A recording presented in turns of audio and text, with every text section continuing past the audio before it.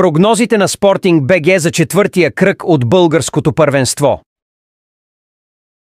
Добруджа и ЦСКА 1948 година откриват четвъртия кръг, като прогнозата ни за този матч е и двата отбора да отбележат. Монтана срещу Ботев Враца е втория матч от кръга. Прогнозата ни е победа за Ботев Враца. В събота ще се състоят и мачовете между ЦСКА и Черно море, като нашата прогноза е равенство или победа за Черно море. Вторият мач е Славия срещу Лудогорец. Прогнозата ни е и двата отбора да отбележат.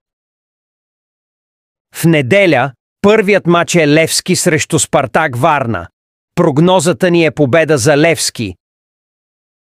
И втория мач е Ботев Пловдив срещу Локомотив София, като прогнозата ни е и двата отбора да отбележат.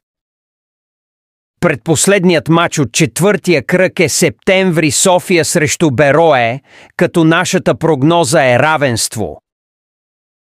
И последния мач от кръга е между отборите на Арда и Локомотив Пловдив. Прогнозата ни е победа за Арда.